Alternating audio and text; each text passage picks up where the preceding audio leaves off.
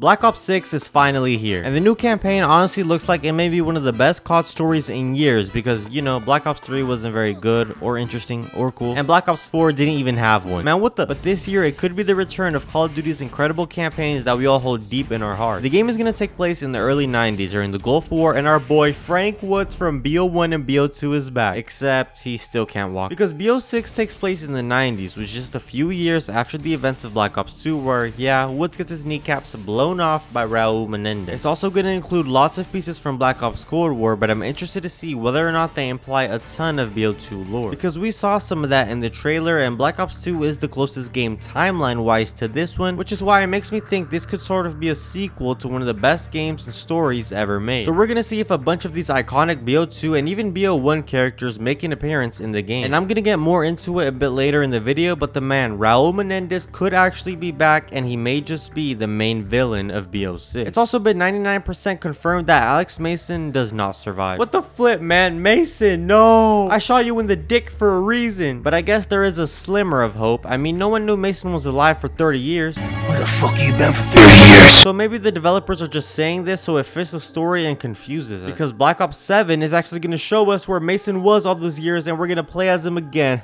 Yeah, that's probably never happening. Treyarch, hire me. I'll make it happen. Also, don't forget to like and subscribe. I love Misty just as much as everyone else. Not my fault Marlton was smashing your girl. But the game is also taking place after the events of Cold War, and we see Adler returning. Wait, what? Didn't this guy do some bad thing at the end of the game? Why is he still working with this? You never mind. Well, it was actually implied by the developers that Adler may actually be a villain of Black Ops 6, which would be amazing to see, and I'm interested whether or not they're going to talk about or even add Raul Menendez to the game, because we know he's alive during this time, so maybe Woods tries to get his revenge but fails. I mean, this shit's gonna be crazy. Oh yeah, and my girlfriend Park is also returning, baby. What's up? Haven't seen you in a while. Damn, that ass fat. Man, what does my life come to? There's also going to be a few open world missions where you can choose your own adventure, one of which takes place in Iraq, and there's even a mission in the casino for all you gambling addicts out there. Remember, 99% of people stop before they hit it big. Keep going, man. So since Woods can't walk anymore, he's going to be our field operator that is going to get us through the missions, kind of like what Hudson was through BO1 and BO2, until he made us do that one thing. But we also have two new main characters, one by the name of Marshall, who was mentioned a lot in all the trailers and reveals, so he's probably going to be our number 2 guy. You think he likes fried chicken and watermelon? guys, yo, it was a joke. I'm sorry. But we also have another character named Jane Harrow, and she is our CIA handler, which is what Hudson was for us in Black Ops 1 and 2. Okay, cool. We have all these characters, but what about your character, the main mother flipping guy? Well, we don't know much about him, but our name is Case, which is going to be a code name, kind of like Bell was in Cold War. But Treyarch didn't reveal whether or not we're going to choose and make our character like we did in Cold War, or if we're just going to have a set one. The game begins in 1991, and in the first mission, we're sent out to Cuarte, where something not so good happens. I mean, I don't know. But apparently the mission goes wrong, and at the end of it, we find Russell Adler from Cold War, who has been missing for years. He had gone rogue, and now it's up to us to get him. So we pull out the strap and kill Adler in the first mission of the game. Okay, I'm just kidding. No, you actually work with Adler as some rogue agents where you try to track down a secret group by the name of Pantheon. So yeah, something happens. All the Black Ops agents get kicked out the CIA. Fine. I didn't want to work with you guys anyway. Joke's on you. I would always pick the CDC in Greece. But since we aren't working with the CIA, we're not going to be getting any missiles or helicopters coming to save us. So we got to be in the shadows, or else we're going to be penetrated more than Adam 22's wife. They also revealed that we're going to have to work with some bad guys because of this. They may not be great human beings, but we need them or else we're going to die. We have some hacker XQC guy. We have an assassin that used to be friends with Agent 47. And of course, we work with Adler, which in the trailer, they actually described him as a professional monster. Yeah, I think we're going to end up pulling out the Glock on him. Like I mentioned earlier, we're going to be in a casino, but we're actually doing a heist. No, not the Diamond Casino heist. No, because I guess we can't afford all these fancy guns without the government funding us with those tax dollars. So we got to get her out the mud, yo. The main message of the game that we've seen throughout all the teasers, trailers, is that the truth lies. In other words, we should not trust anything, especially from people like the government, as seen with the Mount Rushmore stuff. And this is coming not long after Richard Nixon's Watergate incident as well. This, combined with the fact that we are outed from the CIA and are forced to become rogue agents, there's definitely something happening within the government. But what if I told you that the person organizing these groups, protests, and making everyone distrust their own government is actually a very familiar face? Let's go a little farther for a second, discussing Black Ops 6's ties with BO2 and especially concerning Raul Menendez. So we know in BO6, Bill Clinton is trying to be elected as president. He needs to hop on Elden Ring. I think I want to nominate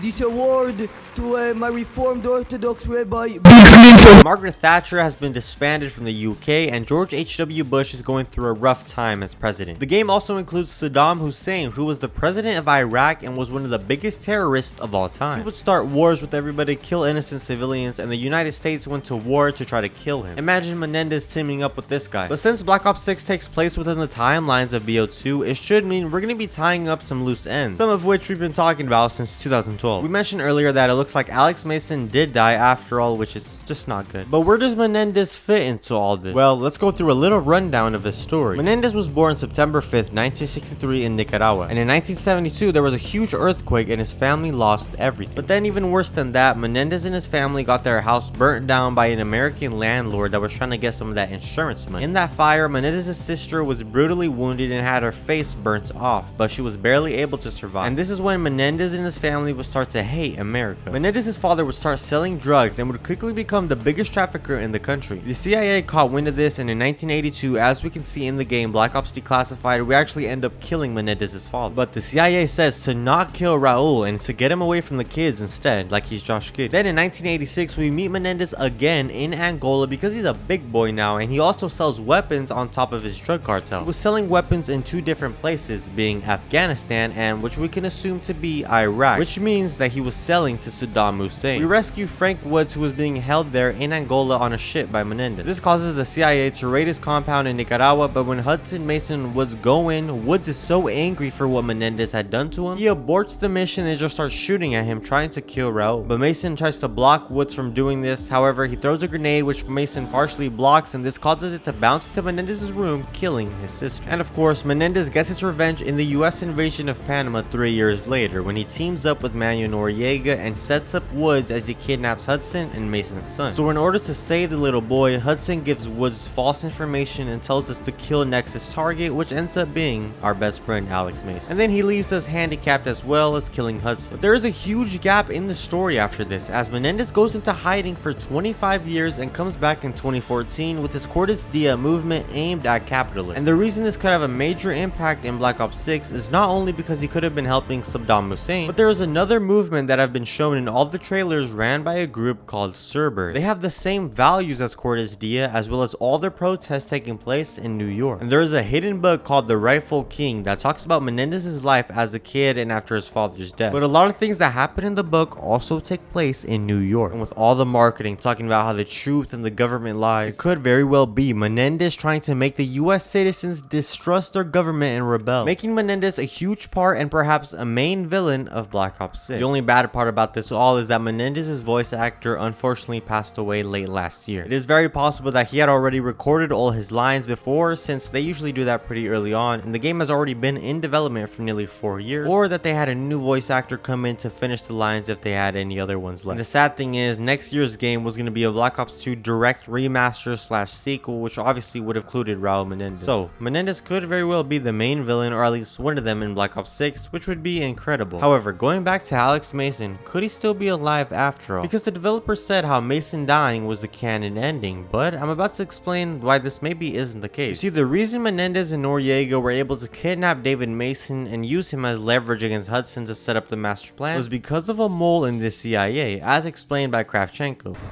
He even has people in the CIA. Bullshit! This guy's fucking with us. We also find a CIA intel document in Menendez's drug lab, which his workers will burn if we aren't fast enough. What the fuck? CIA? And if you do collect all this evidence, it causes this scene where you capture Noriega to change. Go ahead, Mason. False Prophet secure. Moving to extract. No, negative. Stand by for new tasking.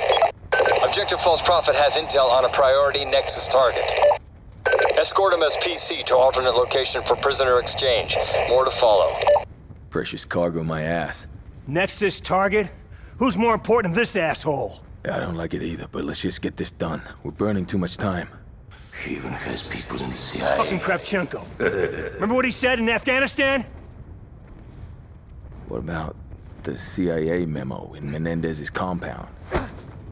There's something else going on here, Woods. With all this stuff in Black Ops 6 talking about how the truth and the government lie, could the developers be telling us that Mason dying is the canon ending, but in reality it's not, and they're lying to us? Because if we think about it, at this point Mason is not known to be alive by anybody and doesn't show up until 30 years later in Black Ops 2. So of course it makes sense that everybody would believe that he's dead in this game, when in reality he's still out there and has been for 30 years, but the developers are trying to throw us off because after all the truth does lie. And all of this does play into the story of Black Ops 6, that there's moles in the CIA, bad people in the CIA, and we're trying to figure out who they are. Black Ops 6 is going to set up the rest of the Black Ops storyline. It's going to be very interesting to see what happens in next year's Call of Duty, which is said to be a direct sequel to Black Ops 2. But guys, if you have any questions like where was Mason for 30 years if he comes back at the end of BO2? Who saved Mason and Woods in the desert? Could Victor Reznov be alive? Then click the video on the screen as I covered a ton of these mysteries, and also check out the full video on the story of Black Ops 2 I posted a day ago. Thank you for watching. Goodbye.